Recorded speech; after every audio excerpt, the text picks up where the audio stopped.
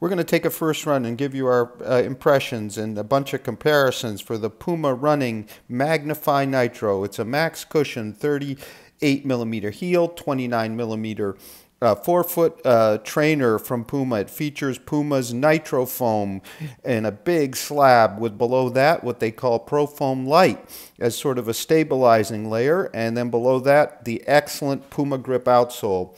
The outsole has been a real star of all the 2021 Puma with super grip and durability. The upper is an engineered mesh. The tongue is well padded and relatively firm, so the little laces really hold you. So it's $140. It's available now. It weighs 295 grams, about 10.4 ounces in a US 9, so about the same as the Endorphin Shift and the Boston. So I took them out on a run on the New Hampshire Seacoast. I'm going to give you my impressions about the fit, the ride, and a number of comparisons towards the end of the video. So I'm trotting along here along the Gold Coast in our Nitro. Beautiful day, a little overcast, a little muggy. They're running really smooth on this slower, easy run. Let's talk about the fit as the waves are rolling in. So, no question, true to size fit, no issues whatsoever. The combination of this upper, which is kind of 3D textured and fairly dense, but seems quite breathable. The gusset tongue, the well-padded tongue, the thin laces, which allow a good lockdown. There's no other real structure other than the mesh, really, in the tongue and the laces. We have a nice, stable heel counter in terms of room and fit. I said true to size, maybe a teeny touch low over the toes because the mesh is quite dense and doesn't stretch, but that's pretty essential for holding the foot to this very high platform. 38mm heel, 29mm forefoot, which is just about the maximum we see in a shoe. So I'm going to keep going. And then I'm going to compare, talk about the ride, which has been excellent, and also compare to the CTM Ultra from Craft, the Endorphin Shift, the Boston 10, and the Velocity Nitro from Puma. Let's talk a bit about the upper of our Puma Magnify. As you can see, it has plushly padded collars. It says Cool Adapt. I'm not sure what that is, but my feet underfoot felt pretty darn cool today. You can see it has a well padded tongue, not overly thick, but with kind of a mesh that's not super soft on the outside. So that helps our thin laces. You can pull them as tight as you want. Also note that the eye stay is reflective, appears reflective, and I believe the heel may be too. I haven't quite tested that, but you can see that nice heel counter, moderately stiff, you know, a usual kind of heel counter. As far as the mesh, it's has sort of the mono mesh on the outside with the lining. You can see we have a full gusset tongue that's attached almost fully, so the hold is really, really solid here. The mesh doesn't stretch much, so the foot is really, really well held here, surprisingly so for this big 39mm stack in the heel. Often that's a challenge. As it doesn't stretch, it's a little low over the toes, but as my run progressed today, things started to feel a little more stretched out, but you can see it has sort of texture from those gridded lines. So all in all, a really, really fine upper. Now the outsole is the famous Puma grip, which we've enjoyed in all their models. Super durable, grips on everything, and actually when I was walking on the wood floor, I heard kind of the squishing, sucking sound, so it's really well done. The geometry, there's enough decoupling here. I didn't feel ever kind of flat-footed. Now, in terms of the ride, so we have our Nitro foam here at the heel, and then we have this Pro Foam Light below. Now, our Velocity Nitro also had a plug of more conventional foam. and a clip here, a TPU type clip. Some people felt that the heel felt a little bit firm. Here I don't see any major clip. There's a little one here. It's not as extended. What I felt on the ride was a much smoother, if you will, matching of the different layers. My suspicion is our Pro Foam Light may have some TPU in it, because there's some bounce that kind of matches well while stabilizing with the Nitro above. Now, overall, of course, the story is the Nitro, and the Nitro is a very energetic foam. In fact, today's run was kind of a slow kind of recovery run, and I got plenty of pop out of the Nitro foam. It's sort of a springy as opposed to a bouncy feel. It doesn't feel like Boost, for example. It's kind of more energetically soft than Skechers Hyperburst. And we have this giant stack, but we have a 9mm drop. So what that does is it really moves the foot forward. I think these shoes that push the 40mm stack, such as the Super shoes, really need 8 to 10mm of drop. Otherwise, the heel feels low and transitions are kind of impeded. Here I was, most of my running was in the 10:30 per mile pace, super slow, and I had plenty of flow forward.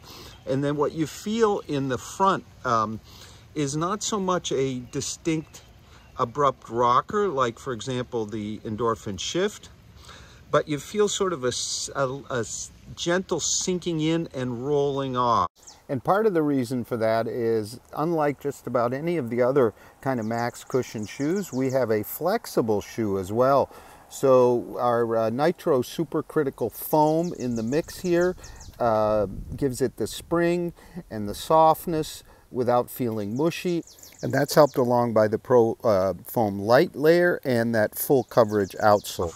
So a very pleasant max cushion ride. I think there's some other contenders we'll talk about in the comparisons, but probably the most pleasant riding of the max cushion shoes in 2021. As far as its uses, well, you could definitely daily train in it. I'd see it as a really fine long run shoe, especially because of its really maximum cushion here. Great stability. We've got plenty. It's not a stability shoe per se, not quite maybe as stable as, say, the Endorphin Shift with its external, especially medial cup that comes down into here.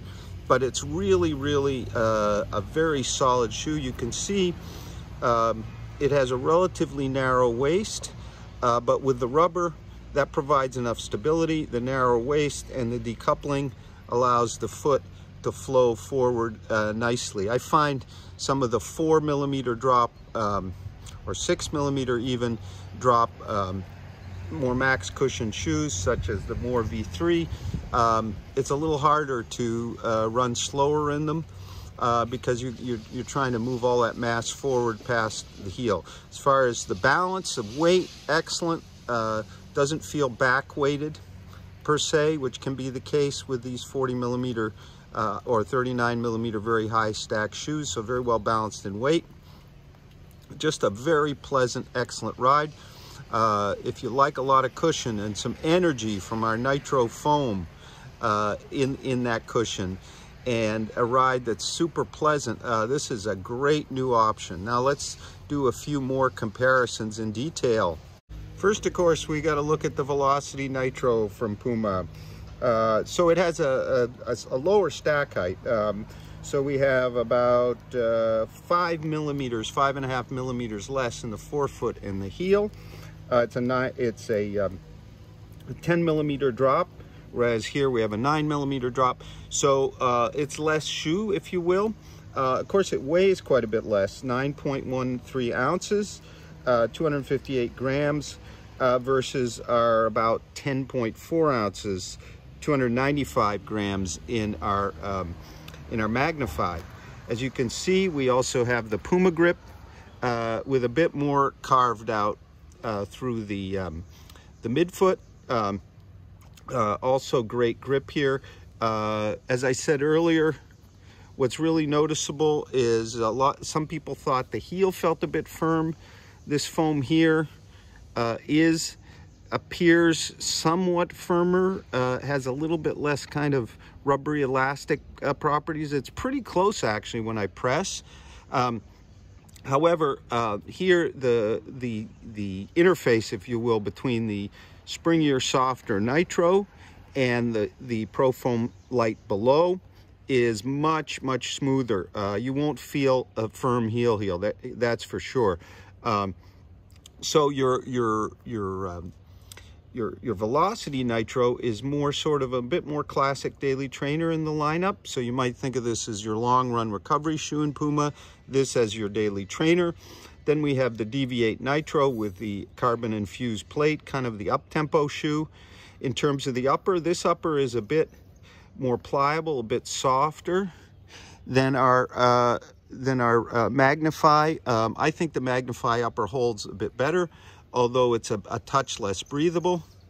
In terms of toe box room, quite similar. Maybe a little more forgiving here because of our pliable mesh. And here what you can see is a bit denser. But all in all, a really nice pairing. And as we look also, we have the Liberate from Puma, which is a more racing flat that you can train in. And we also have the Elite, the Nitro Elite, which is really their top-end racing shoe. So they've really come out with a full line of shoes in 2021. Really surprising, really a complete remodel by Puma. All of them excellent in their own ways. So let's talk about a few other comparisons now. The CTM Ultra from Kraft, $175, so a bit more expensive, weighs a full ounce less at 9.3 ounces, 264 grams, and actually has a millimeter or two more stack at 40/30. So it has a PEBA insert down the center, and that gives it kind of a more responsive feel because the outer layer of Vault EVA, chemically modified, is a bit firmer. So it's a bit more stable, a bit kind of quicker feeling, but it has a less supportive but more breathable upper. Okay, the Adizero Boston 10, which has a 1 millimeter more at the heel, 2 millimeters more at the forefoot, weighs about the same, a touch more at 10.45 ounces, 296 grams. So it clearly has a firmer ride. It's less flexible, relies on the energy rods. It's more an up-tempo shoe, a better up-tempo shoe, I think, than our Magnify, but not nearly as pleasing kind of a daily trainer long run shoe for most. Okay, the Aurora-BL from Brooks, another one with a super pleasing ride, very similar foam feel, kind of a more cloud-like feel, very similar 37-31 stack height, but much lighter at 8.5 ounces, 240 grams, so more than an ounce and a half lighter than our Puma, and priced accordingly at $200. So they're quite comparable. If money is no object, I might lean towards the BL as your sort of super cushion, very light ride. But the Puma really stands quite tall in this matchup as well. The Endorphin Shift from Saucony, so it weighs about the same at 10.4 ounces, 296 grams. It has a millimeter more at the heel and 6 millimeters more at the forefoot, so it's a 4 millimeter drop shoe. It has a completely rigid profile, so it relies on its speed roll rocker, which is very distinct up front. So it's more stable, not that the Puma isn't. I find it a little harder to run slow, whereas the Puma is very pleasing slow. The firmer, kind of more responsive ride would say the Endorphin Shift is more kind of an up-tempo max cushion kind of shoe versus the Puma a bit more versatile overall. They weigh about the same, so it's kind of up to your preferences. The Max Road 5 from Skechers. So it's about 2 ounces lighter. That is the big difference. Its stack height is quite similar, 38-32, so it has 3 more millimeters at the forefoot. It's a much softer ride with a carbon infused H plate kind of at the midfoot. It's also flexible, like our Puma. It's $135. You'll feel the softness and the lower drop if you run slow in them. So it prefers kind of faster paces. It too has an energetic, softer ride. It's super fun. It fits a little more generously than our Puma. We'll have our maybe not quite as versatile as a Puma daily trainer long run shoe for most people, but it is a load of fun. And we also have video reviews and written reviews of all the shoes mentioned in comparison. We hope you enjoyed the video, and if you choose, we thank you for subscribing. Have a great run.